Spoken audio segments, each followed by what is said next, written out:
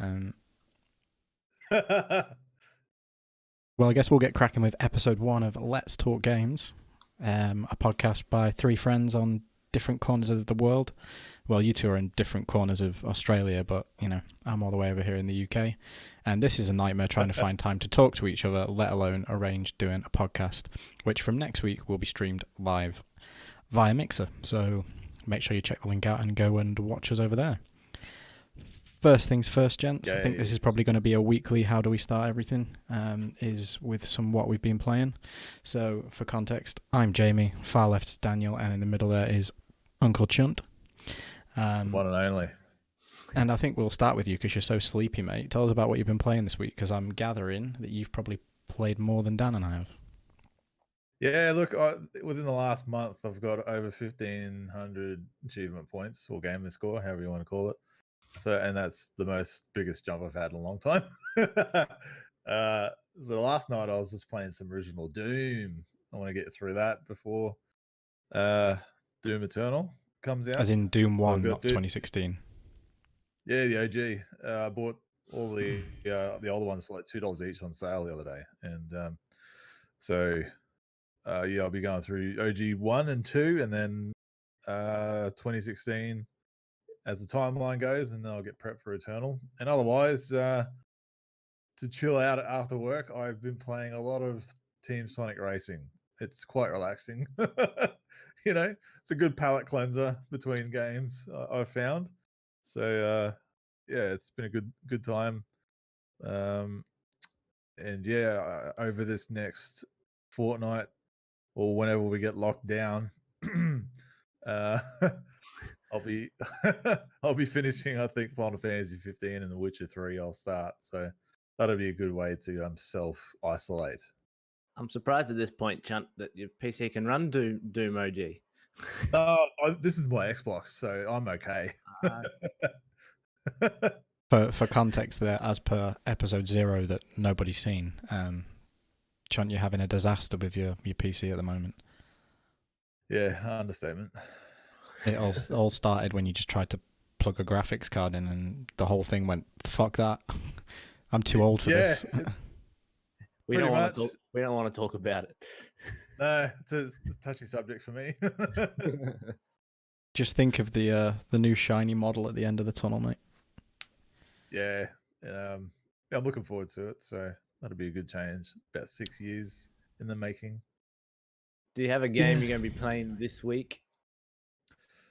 This week, well, probably just Doom, and Doom 2, and then I'll finish Doom 2016, and Ori. Between now and Ori's on my list. I want to have a break from a platformer. I've just played through like 4 different Sonic games, so I'm gonna mix it up from playing platformers for a bit, and I want to get Final Fantasy 15 done before Doom Eternal. But if I don't pick up Doom Eternal, I think I'll just start The Witcher 3 and just get it done.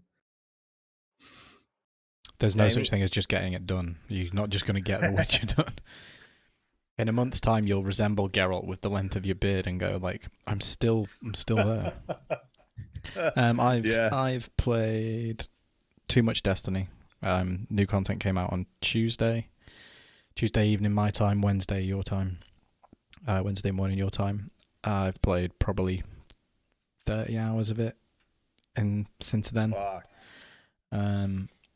So yeah, I've been going to bed way too late and then dealing with a child in the day whilst also doing work in the day has been fun. But Destiny weeks are always like this. What is too much Destiny? What's the limit of too much Destiny? Going to sleep and seeing like fight sequences play out in your brain. I've been there before where I've like dreamt that I'm flying around with a flaming sword and just battering down random aliens, but we're not quite at that stage. I don't think I've got that in me anymore. Nothing else. But on the list, I do want to give Ori a try. I downloaded it earlier today. It's just a shame that it came out the same week. It's peak Destiny week.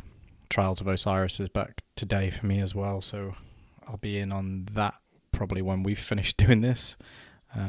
Jump into Trials, Nice. find find a team in the clan and get going. Yeah, they're my games. Sadly, no time for anything else. Been a busy work week for me. What about you, Dan? You been doing any video gaming? Yeah, so I jumped into obviously apart from my NBA 2K jump-ins, I finally got back into Detroit Become Human. So for the quick background on this, me and my partner started playing it when it came out in May of 2018. And we were going to play it together, and then I could never get her back onto the PlayStation to play it. So I would play the game, and she would just yell out the choices, and then we'd play it through that way. But she just never came back, and then eventually she said, "Why haven't you finished that game yet?" I'm like, "I've been waiting for you." Anyway, so I jumped back on it this week, and in I just started from where I was before because I was a couple of hours into the game last time, and then two beefy sit downs with it, and I finished it, and I really enjoyed it. It's I think Heavy Rain always has a special place when that game came out, like in my heart. But with Detroit, I, I I think it's their best game. Like it's really heavy handed. It's not subtle at all about the comparisons and things it wants to make. Without spoiling much of the game, like um, it has like Holocaust themes in it, and it has like civil rights, a heap of civil rights comparisons. But I don't know. After when you play it for a couple of hours, especially at a time, you kind of just bought into it. I'm like, okay, this is just the game it's going to be, and I was happy with that, and I accepted it. And then each of the character arcs were kind of how I predicted they would go, but I don't know if that was based on the choices I was making for them, or if that's where the story went. I did like at the end of each little game section, it does show you not directly, but it shows you the different paths you could have taken in that section. It's like a spider's web, right? I've played the first chapter and I remember that coming through at the end. And the more you play that, you kind of just appreciate more. Like you can tell how much work went into the game, and you just appreciate the game a little bit more. And because of this whole, so in terms of games I'm probably going to play coming up, I think the next game I'm going to jump onto is Nier Automata. I just got to look at how big that game is, because the other games I want to play are also big, but I don't know which is the biggest. So anyway, but I think that might be the next one, just as a change of pace. Yeah, that's a massive change of pace. Yeah. Nier Automata might take you a good few hours to finish, mate. Yeah, but I've got that. I've got Fallen Order. I've got I'm trying to think of my cabinetry. They're all 40+ hour games, I reckon. So whatever the next one is going to be big. That's why Detroit was good, because I was just kind of in a gaming slump, and I knew Detroit was just going to be this 10-12 hour experience that I could do. But through playing Detroit, and this is kind of going to be my topic, is I just noticed from say 5 years ago, even to 10 years ago, how my gaming habits have changed. Yeah. So even like 10 years ago, I went on this experience of just like, I'm just going to play what's considered the best game of every at that time. Like I remember it was around 2010 reading, the IGN top game lists, and Mass Effect 2 was on there. And I was like, well, I've never played Mass Effect 2, so I'll just play it. And then that's when I just started trying out all different stuff to try and figure out what I actually liked. And then say 5 years ago, I was in this rhythm of every time a game that I was really excited for would come out, which is over here, it's normally on a Friday. So I would take the day off work on a Friday, and then Nice. tell whoever, like if I was in a relationship at the time, or if someone was trying to organize a day to hang out, I said, no, I can't hang out that weekend. So I would just push it out Friday, Saturday, Sunday. Hell yeah. And that's why single player games tended to be my thing of choice. Especially like games like Last of Us and etc. Because you could knock it out in that weekend and then you'd be done and that would be it. And I've noticed in the last couple of years and then to this point, most single player games tend to be the Sony first party ones because they all tend to be single player. But they're getting longer. And so I tried to do it in bits and parts, like just, every weekend just play 2 hours or so. But I find if I don't get in a rhythm of just sitting down and playing them, it's really hard to get motivated to play a story game. And then I always revert back to playing 2K. Mm-hmm. And 2K is just like it's like your KFC or your Macca's like food Comfort that you just food. go to on the way home. Yeah. So I just noticed how that's changed and how the length of games really kills me. Like I just want 10 to 12 hours because once you start getting to 20 plus, I've got to find time for it basically. You're not going to enjoy this next generation very much at that rate, mate. It's going to be rough. It's probably why I'm also just going to stick with PS5, mainly because their studios, I'm like, if I keep supporting the games that they're playing, like I bought Days Gone last year, but it's a big game, and I'm like, I want to support the single player games, but just it's okay if it's a little smaller. Just go a little bit smaller. Did you start it? Days Gone. Did you play it at all? I play about So at the beginning, so that one I played for about 3 hours. But it wasn't one of the ones I was really excited for. So I didn't take the day off work, and I just kind of started it on the weekend once I got it, and it's video game the game. But Horizon was a little bit video game the game, but it just surprised the absolute hell out of me, and it just was doing so many things right. So I got to play a little bit more Days Gone to really change it. Days Gone, it's more the main character is I don't know. It's not generic Aloy. white dude type thing. Yeah, he's no personality to him at all. Yeah, they're like there's some, but whatever there is, it's kind of like dude bro, like motorcycle guy, and I'm like that's never appealed to me. Like that, even though I hear it's great, like Sons of Anarchy, I've never been interested because of that type. But I'm going to give it more of a shot, but just because something is, a traditional video game and doing video gamey things, like Horizon does that and it does it well because it gives you a new angle on it. If it was a shorter game, you'd probably like it a bit more. Like I'm the same. I don't have half the responsibility or time requirements that you guys have, but even myself, I find myself avoiding or being hesitant in jumping into the long games.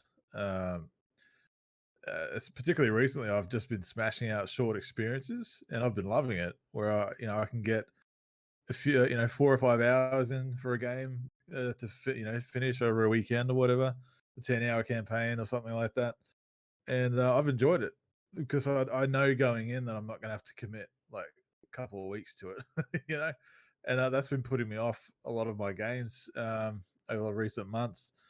And we don't have the luxury and lack of responsibility that we used to, where we could just sit around and just play games whenever we wanted to and as long as we wanted to. So that's all part and parcel of it. Jamie's right though, like going into next gen and games, so many of them are already service based, and they want and demand so much time of you, and there's only so many of those that you can dedicate to, 1 or 2 at max. So I don't play a lot of those. I'm flat out getting Destiny in my own sessions, I wait around for Jamie, so I play with Jamie. But Yeah, you do. so even like my next two massive games on my backlog list, finishing Final Fantasy 15. I'm only up to chapter 5, and that was a year ago or whatever. And that's going to be interesting jumping back into. And then The Witcher 3, as I just mentioned, that's some people are like, oh, I still play it, and I've got like 300 hours on it. I'm like, fuck, all right. And we were talking about it last week, where I thought I'd just jump back into the Outer Worlds, and I gave it 5 minutes, and I don't know where I am, what I'm doing. I was like, nah, and I just noped out of that.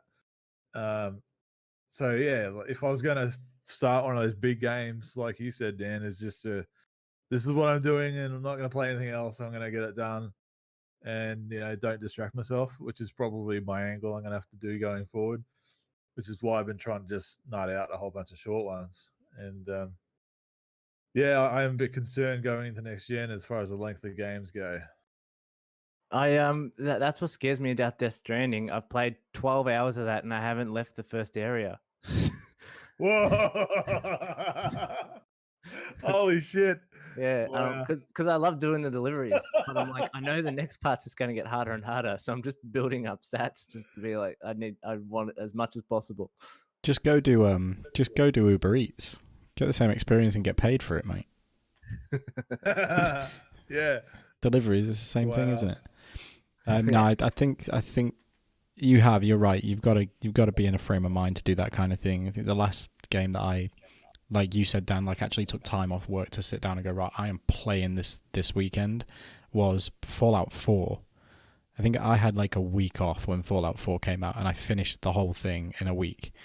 Nice. Breath of the Wild would have been after that, wouldn't it?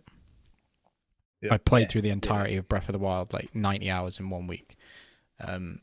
So yeah, that would have been the last one. But since, that experience where you sit down, it's like, I'm committed to this for this whole week, I'm getting through it. And I had the luxury and time to be able to do so. I can't do that now. Much like you said, Sean, the Outer Worlds, I played about 12 hours of that, was really invested, got distracted, pulled away from it for 2 or 3 weeks, not been back.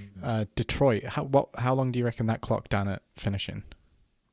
Probably 12 hours, roughly. Right, so not too long. That's actually quite short for a Quantic Dream game, 12 hours.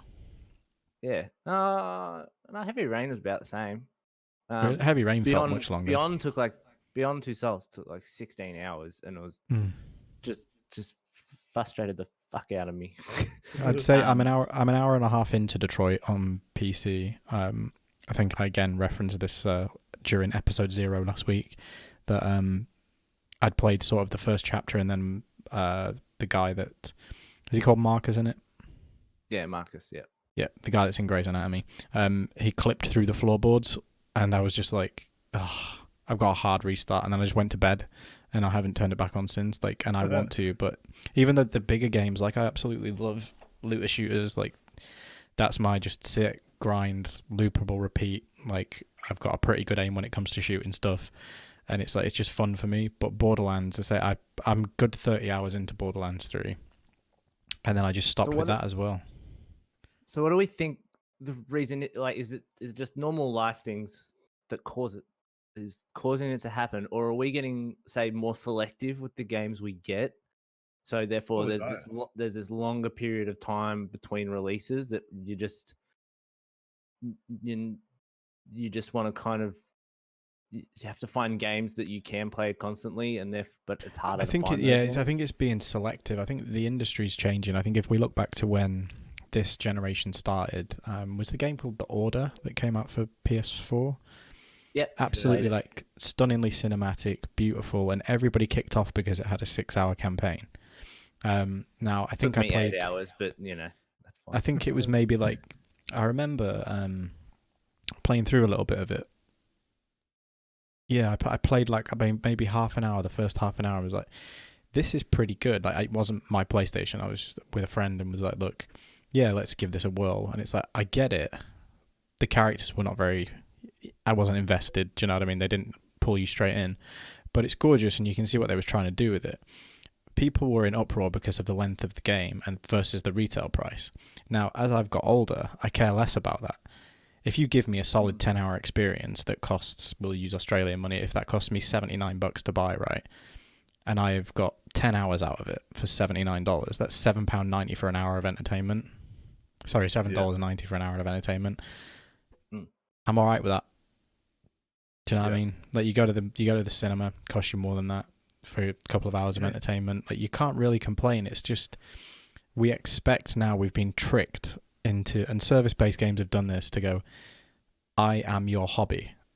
And it's no longer a video game and that's your hobby. It's the game. The game you're playing becomes your hobby. And I've seen that with Destiny. As I told you guys the other day, I've gone over 1,000 hours somehow in Destiny 2. So that for me is a hobby. It's something that I sit and play almost daily during peak periods, and then I'll go away from it for a couple of months. I'll go, do you know what? I need a break from that. And I'll play FIFA and for a bit, and I'll catch up on some of the story-based games that I want to play. So I think it's just a case of the way we consume games is changing. And moving into next gen, I think more time is going to be focused on vying for our attention and the long-term hobbyist attention, as opposed to the quick narrative-driven stories that PlayStation are so good at. So you just got to pick and choose where you want to jump in, I think. And Chunt, like you said, if there's going to be games like that next gen, you kind of have to go, right, I've got my one or two of those. I'll come back whenever there's new content. I'll treat it as a hobby. And then in between, I want these palate cleansers of a Horizon or a Spider-Man or a Detroit or something like that, that's maybe, between 10 and 20 hour experience, and you can just sit, get through it in a weekend or a week, or, through evenings throughout a week, or whenever you want to do it, and just go, right, I'm committed to playing this now. And sometimes wait. I've learned to do that. I used to be bang on the this is out today, get on the bandwagon, everybody's playing it, there's a narrative and conversation about it, talk with other people online, what part are you up to? I felt like Jedi Fallen Order, I got a bit like that. I'm about 3/4 of the way through it. I've got the last planet to do. And it was like, what part are you up to? Oh, this is cool, and everybody's talking about it at the same time. I think once that hype dies down, you also have a little bit less of an inkling to go back and finish something if the conversation around it has stopped, because we like to share our experiences. So those three things, I think, will formulate what next gen will be. And if you guys are just looking for those quick in and out experiences, I think they're going to be even fewer and far between than this gen. Or they're just going to come in a different way in terms of indies, or what, last week we talked about, like, Plague Tale Innocence was one. Chunt, you played Inside, and you played Hellblade. So they're gonna come. There's going to be in different forms. The main thing is, it is one of those things where if there's a big game coming, I just need to, like, it's almost like psyching yourself up ready for it. Like, when I know when Ghost of Tsushima comes out, I'm like, that's an open world game. It's probably going to be bigger than their other games like Infamous were. So I'm like, just get ready for it. Do that first weekend, and hopefully after that weekend, I continue to play it through the week. Yeah, look, as far as me, like, my last big game, like, I'm a massive Gears fan, as we all know, and Gears 5 campaign was just on the point of being long enough for me. Like, I lifed that weekend with that game. I did nothing else but play that game campaign, like 2 10-hour sessions or something like that. And I was brain melted afterwards, but fuck, I loved it. I wanted more, but at the same time, I was like, I'm glad this is done. Because it was such a great experience, and even that was a little bit too long. It's longer than the other games. It's the biggest Gears game that they've done, and I miss the days where I could just play the original trilogy in a weekend, which I usually would do back then. I'd be, I love that. I'm going to go through that again this weekend, just play all 3 games. Whereas now, if I wanted to do that with Gears 4 and 5, I'd be like, oh, look, I really need to book in some time, and I really need to work this out. And it's a bit long, and I kind of missed being able to do that. But it's a good problem to have. That's how I look at it. There's too much Gears in this game. God, it's too long. Like, otherwise I'm waiting 2 or 3 more years for the next one. Like, it's really not something I should be complaining about. But if that's how it is what it is. Yeah, and Gears of War, that's something I take my time with. Again, I play Gears with you. I find it very hard to play the campaign solo. It's not. Oh yeah. I'm not invested enough in the world like you are, but I do. I enjoy the moment-to-moment gameplay, and I'm curious by what's happening with the characters. but that's the type of game where it's like, I want to play through this with someone and experience it either at the same time or with someone like yourself who's more invested in it. So you can be like, oh, like there's a pop moment coming up here, or like this is going to be, and you kind of get that added hype from playing with someone that's more into it, which we still do need to finish Gears 5. I know. That might be something, when we're sat there going, oh, you need to hurry up and sort your PC out so we can get back on the Destiny grind. The next time we have that conversation, we'll hop on Gears 5 because you can just whack it on the Xbox and we can cross-play. And I was just about to set in a bit of stone there as well. Should Halo Infinite be co-opable for 1 to 4 players? I'd imagine it might be, although maybe not in the same vein as the previous game. If the campaign is co-opable, we do it together. Oh yeah, Dan, you've got a PC that can run it. Zero excuses. We can Halo it together. Depends on what your thoughts are, what Infinite is going to be, but maybe that's a conversation. It is a conversation for another day, but there'll be a campaign, 100%. There's definitely going to be a campaign. I'm down. Cool. We'll switch up from there then. I think maybe off the back of that type of conversation next week, looking ahead to tune in next week for we'll have a kind of best games of this generation conversation. We were talking about that briefly a few weeks ago, like going, oh, do we actually want to take some time and think about, we've spoke about a few games there, like Dan, like Horizon, Detroit. What have really been the standouts for us kind of this generation? It'd be a nice way to reflect on that type of thing. So Chunt, what have you noticed in the news this week that you want to get a bit irate about? In a segment called, do you know what really grinds my gears? Oh my god. Well, the world's going insane, if you haven't noticed, and it's like the world's like, nah, closing up shop, everything's gone to shit. And that includes E3, which I'm a bit disappointed about. Same. Because, it's the one thing you look forward as a gamer and all that. It's one thing you look forward to. It's like Christmas. And,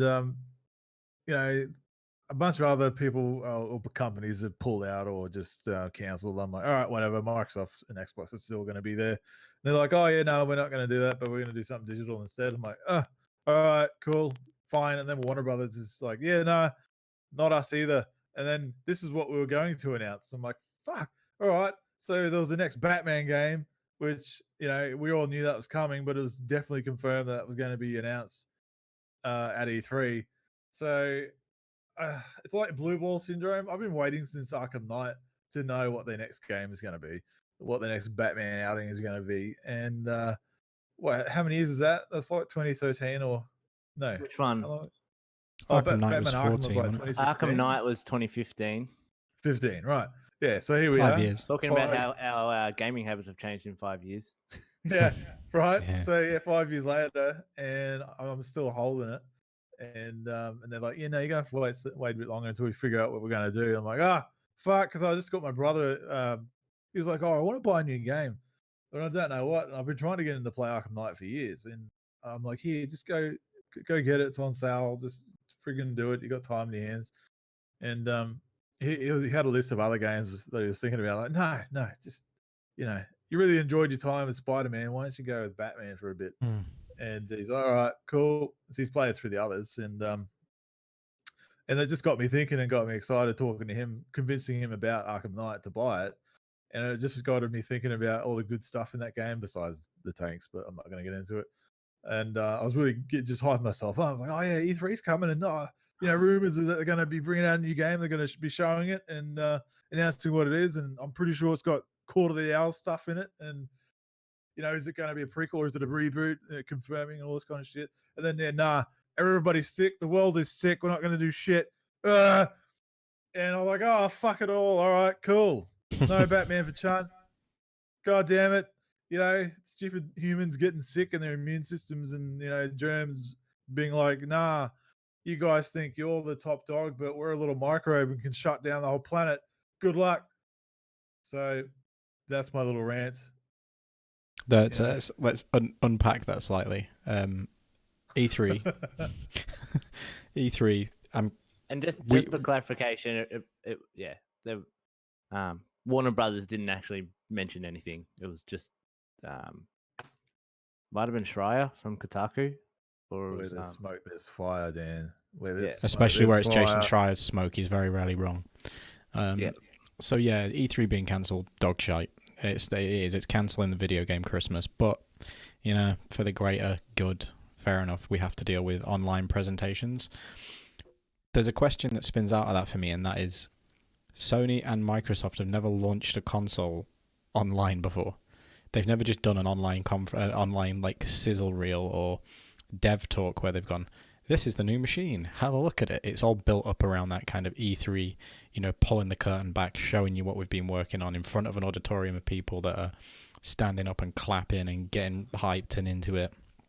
Do you think that might land differently, or have we just come to expect now that this is just, games publishers, manufacturers, they can do these things online. They don't need the big E3 press conference. They don't need the big round of applause for showing a box off. Like they can get by with doing it just in a quote unquote Nintendo Direct. Yeah, well, there you go. Like Nintendo did it. They revealed their Switch just online. The new video, like, hey, tune into this video to find out what we're doing, and then everybody did.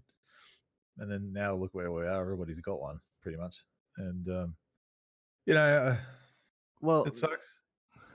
I was going to say that there's two kind of things to it. One, I don't think you can replicate, say, like the atmosphere when you're watching those clips of the presentations, and when they announce the price and you hear the crowd and all that. Like that's a certain type of thing.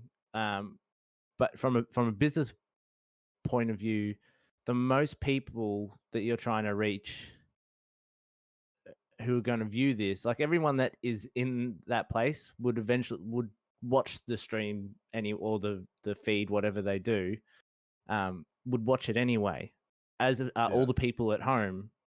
Like it's this weird thing where they're doing a conference in front of, say, a few thousand people, but there's more people watching at home because they're the ones that are going to buy the consoles.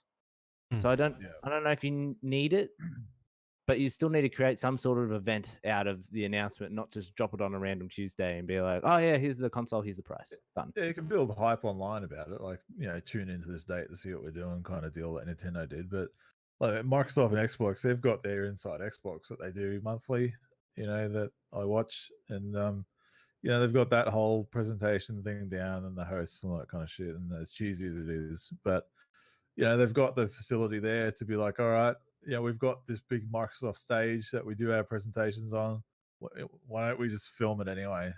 Or just do the presentation as we rehearse it or whatever, like a live rehearsal, and just film it and put it out. You're still going to have all the cues and the camera angles and the speeches and all that nonsense. There just won't be any crowd shots. That's what I expect they're going to do, unless they really want to push it a bit further, because they're all about being what was the terminology they use, like big and bombastic or something like that. When they started thinking about the Series X and what they want to do with it, and this lady part of the team was like, if we're going to do another console and potentially the last one, why don't we just go all out and just do it big? And so that's kind of been their angle since. And I think maybe they'll try and restructure the show or reconfigure it to somehow be a bit more bigger, more polished, work on the presentation a bit more. I don't think the cues or the content or announcements in their presentation will change, but I think how they present it might just take the opportunity, I think. To delve a bit more into your disappointment, Chunt, Let's. Of the three games they talked about in the tweets, which was the Batman game from Montreal, the Rocksteady game, and the Harry Potter game, which one do we think's actually going to be coming our way first? Batman. Jamie? Harry Potter. See, I thought Rocksteady. I suppose they've had the Arkham longest VR, which came out a year later. So there's 4 years. Montreal always jumps into different different stuff, don't they? Because didn't they work also on the Lord of the Rings, the Middle Earth stuff? Yeah, Shadow of Mordor, Shadow of War. Yeah. So I think they're still a little bit away, even though they keep teasing shit for no reason. It's But Batman because I they're want it to teasing be. Batman stuff, aren't they?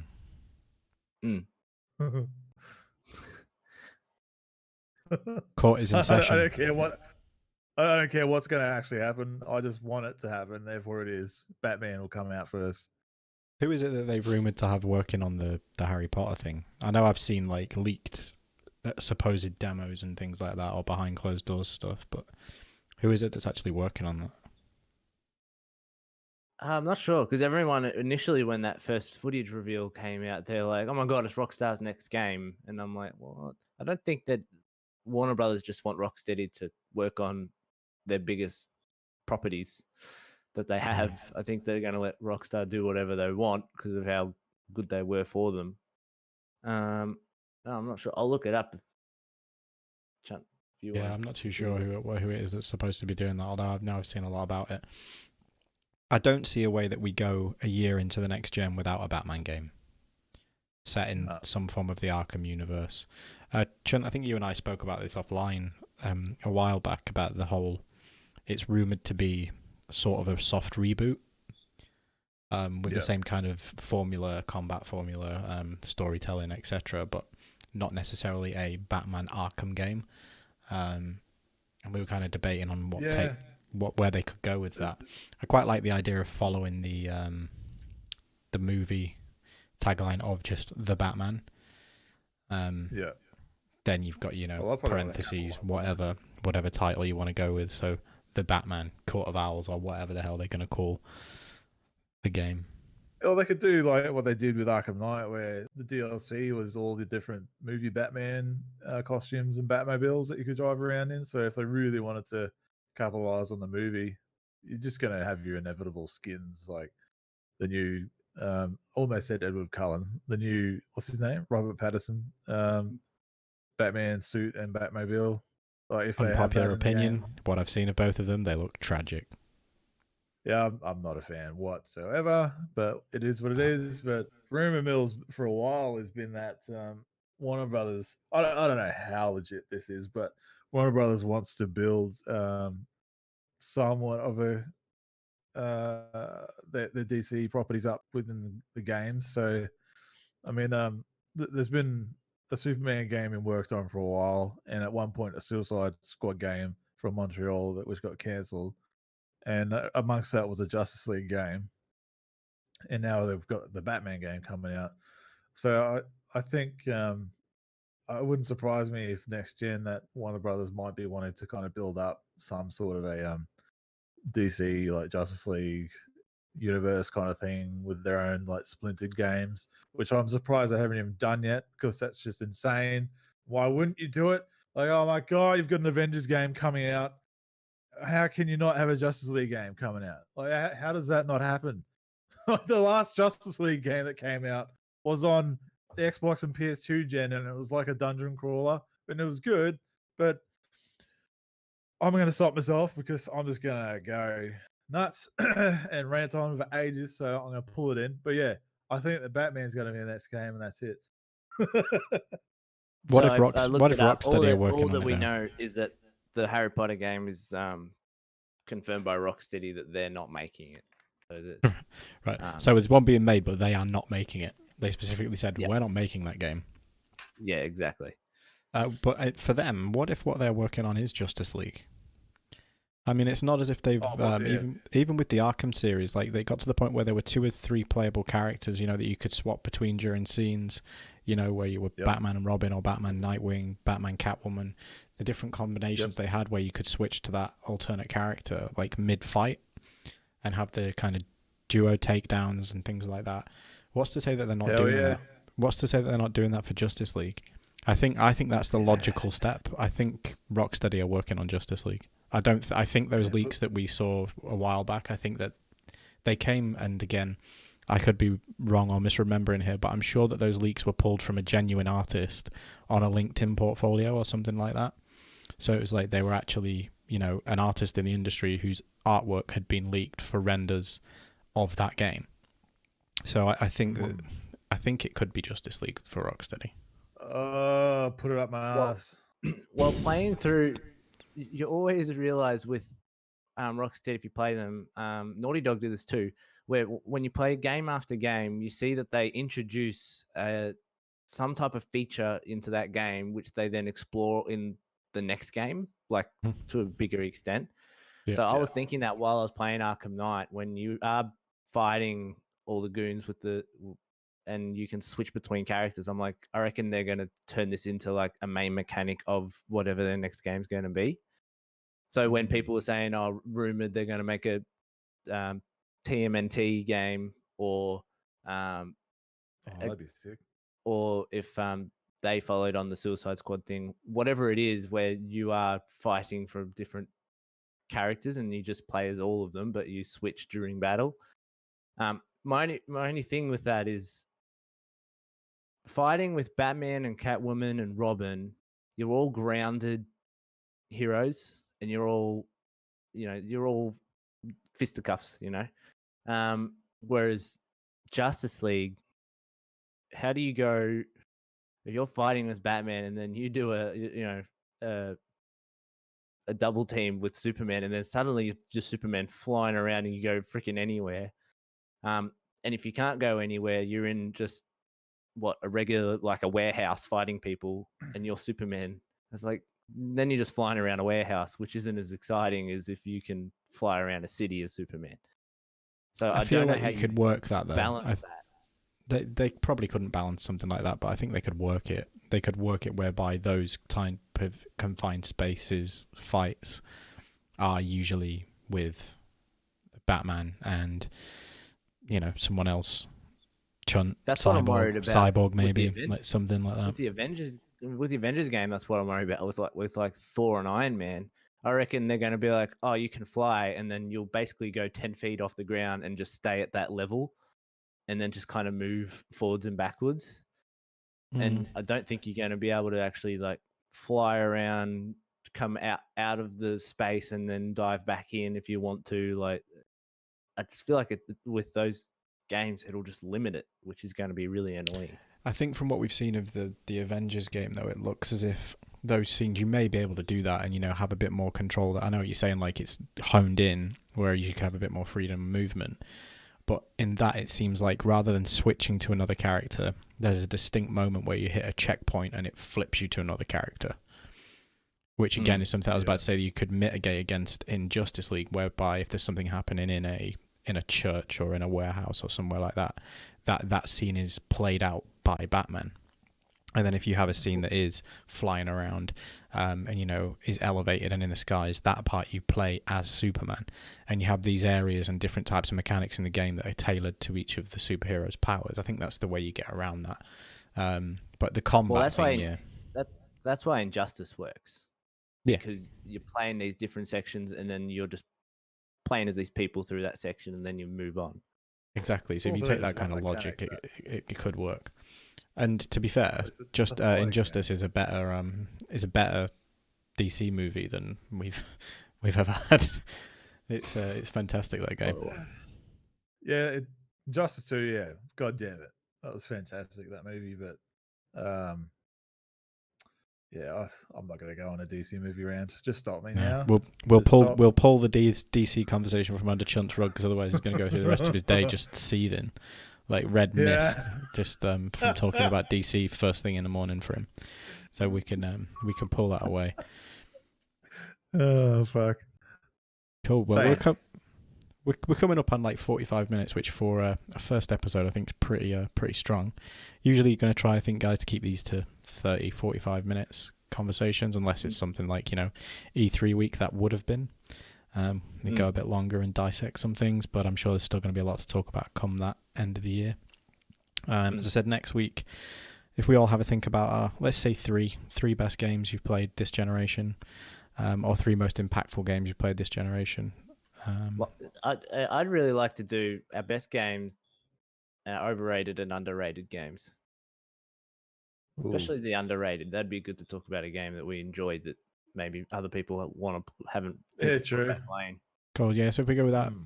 favorite three, then, and then an underrated and an overrated, that gives us 5 games to think about each, and Yep. that could form up the bulk of next week's episode, which we will put out live on Mixer. And I believe our handle there is Let's Talk Games. We got the actual one that we wanted.